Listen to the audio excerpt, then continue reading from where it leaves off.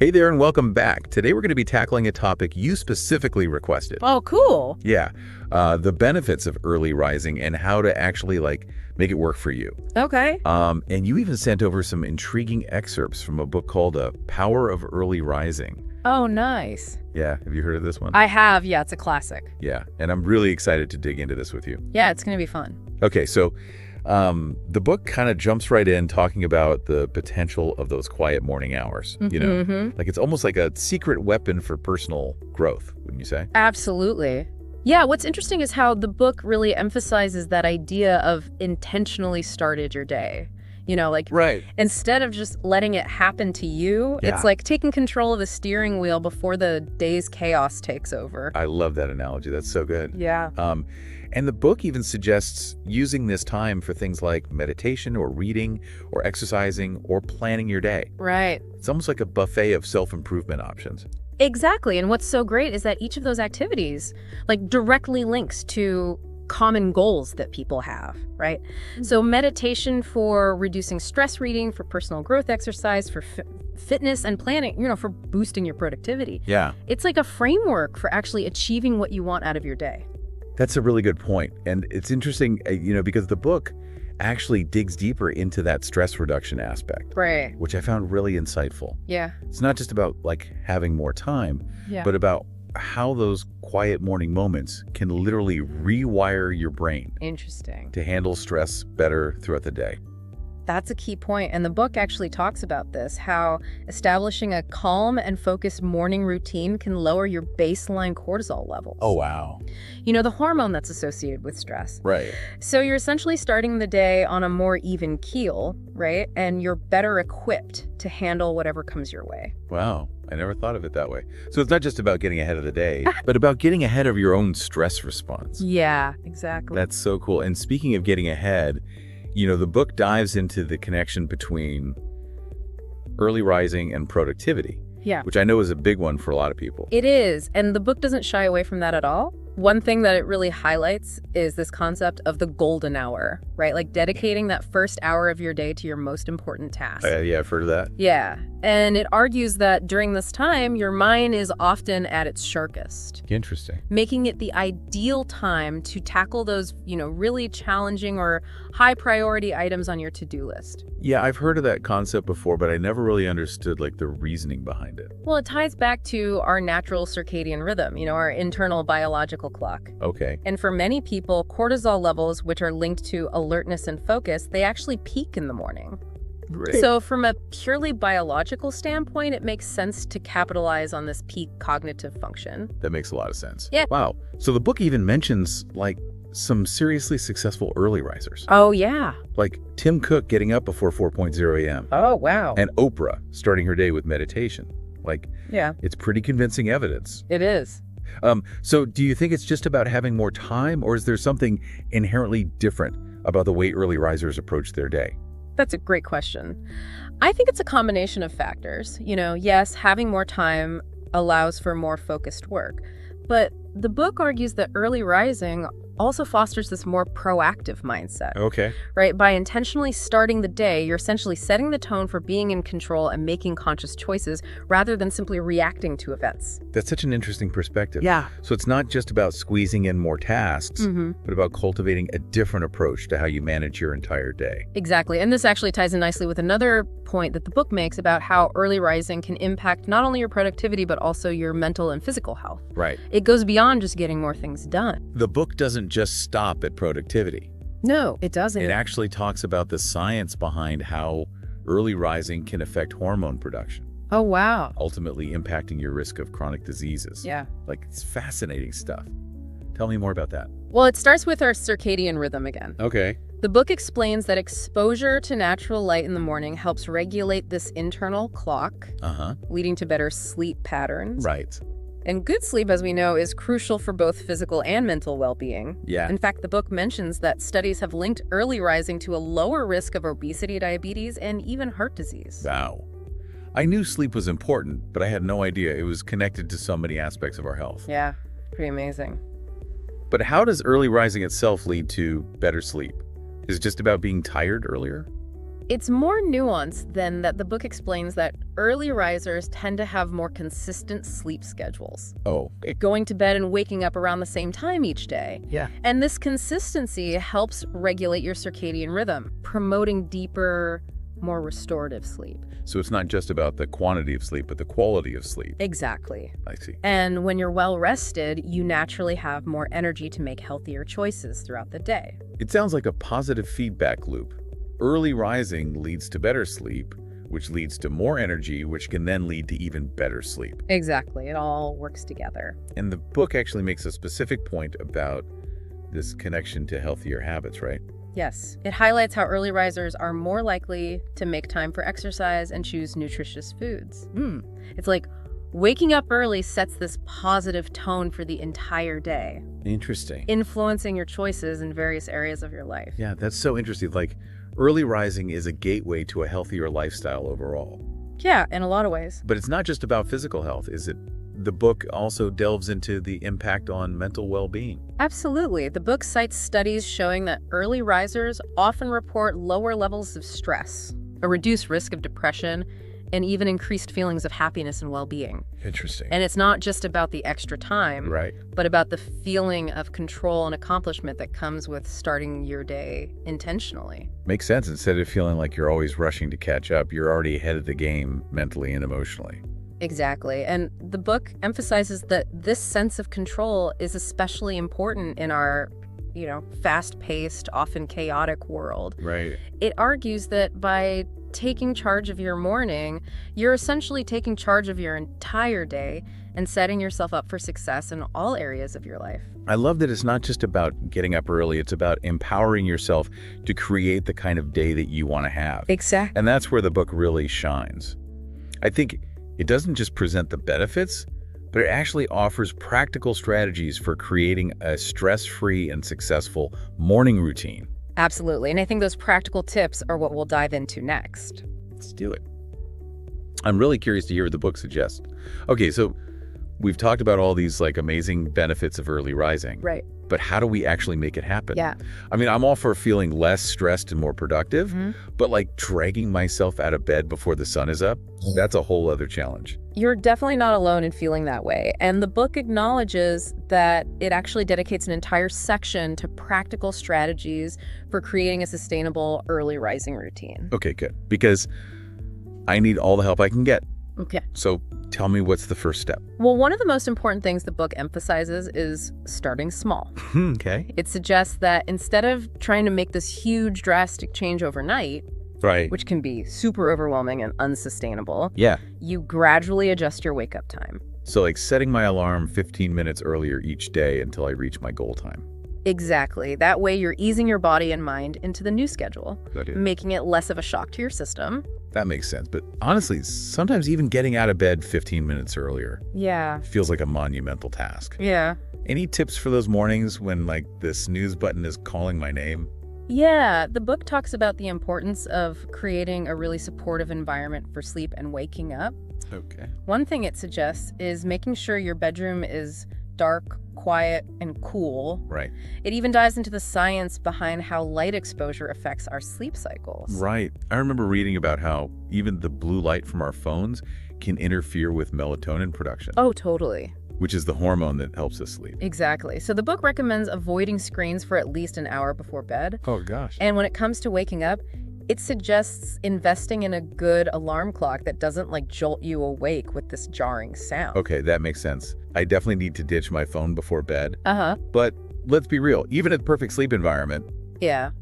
sometimes willpower alone isn't enough. Uh-huh. Are there any other strategies the book suggests? One interesting tip it offers is finding an accountability partner. Go. Someone who's also interested in becoming an early riser, Ro- or who already has a really solid morning routine. So like a workout buddy, but for waking up early. Exactly. Love. Having someone to check in with, share your progress, and even celebrate those small wins can make a huge difference. That's a good point. It's about leveraging the power of social support to stay motivated.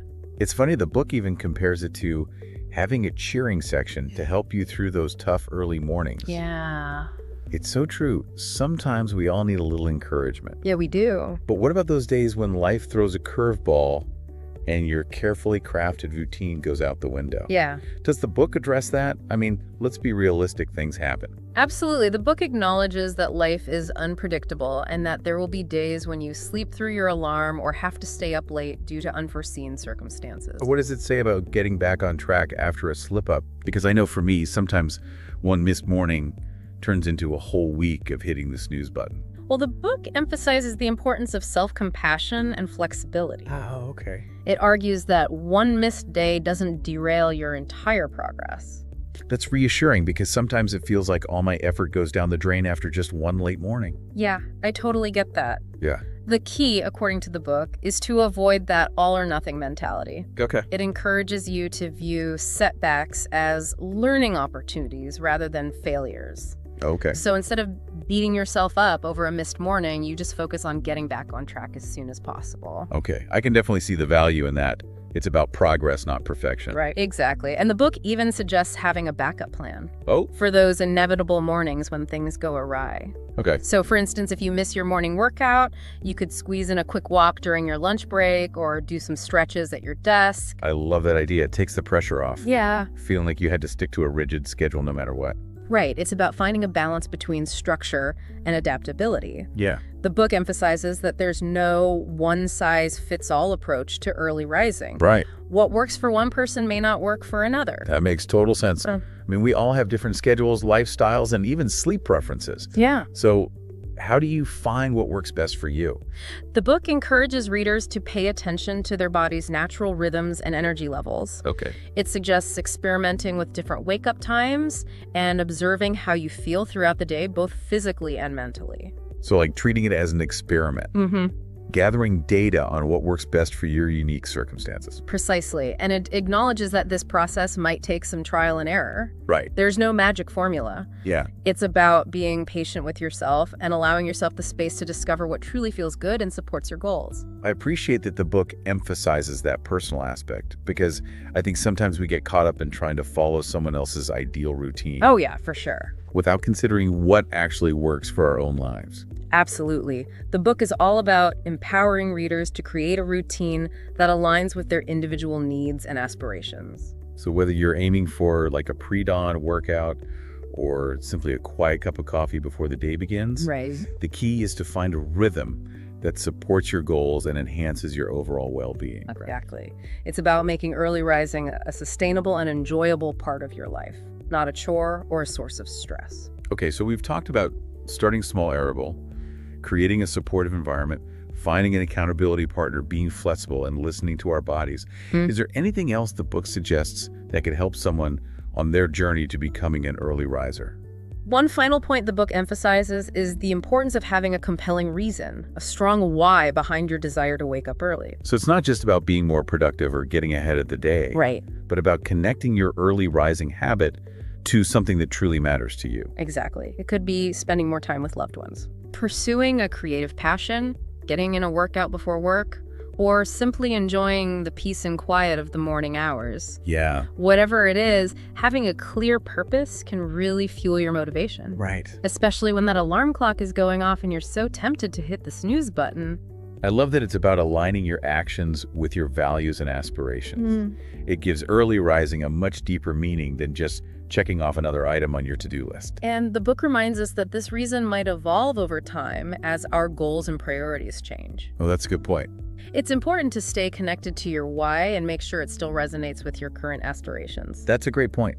It's not about blindly following a routine just because you started it, Yeah, but about continuously evaluating whether it's still serving you and making adjustments as needed. exactly. It's about making early rising a conscious choice, a tool for self-improvement and personal growth, rather than a rigid rule to follow. This has been so insightful. The book really goes beyond just saying, wake up early, it's good for you. I know it's so much more than that.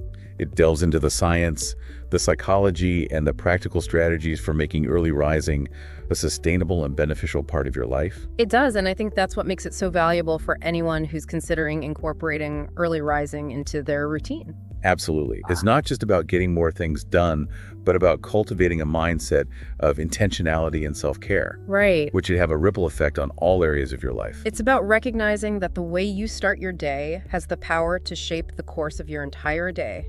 and ultimately your entire life. It's a powerful reminder that we have more control over our lives than we often realize. That's so true. And by making small but consistent changes, we can unlock a world of possibilities. So as we wrap up this deep dive into the practicalities of making early rising work, I'm curious to hear your thoughts, what resonated with you the most from the book's suggestions. Honestly, so much of what we've discussed is really resonated with me. Yeah. I think the idea of starting small and gradually adjusting my wake-up time is key. Yeah. I've tried to become an early riser before, and I always go for the huge overnight change. Right. Which, as you can imagine, never lasts. It's such a common pitfall. Right. The book really stresses that it's a process, Right. Not a switch you just flick on. Yeah, and the part about creating a supportive sleep environment really hit home too. Yeah. I'm definitely guilty of scrolling on my phone right before bed. Oh, yeah. So maybe that's part of the reason why I struggle to wake up feeling refreshed. It's definitely something to consider. Yeah. Those small adjustments to your evening routine can have a big impact on your morning energy levels. For sure. And I'm also intrigued by the idea of finding an accountability partner. Yeah. It's like having a cheerleader in your corner, someone to keep you motivated and celebrate those early morning victories with you. Exactly. That social support could be incredibly powerful, especially when you're first establishing a new habit.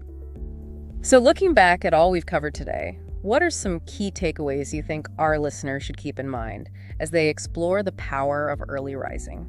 I think the biggest one is that it's a highly personal journey. Okay. There's no one-size-fits-all approach. Yeah. The book encourages experimenting, listening to your body, and finding what works best for you. It's about making early rising work for your life, not trying to force yourself into a mold that doesn't fit. Absolutely. And remember, it's not about achieving some mythical level of perfection. Right. There will be days when you sleep in or miss your morning routine, and that's okay. Right. The key is to approach it with a sense of self-compassion and flexibility.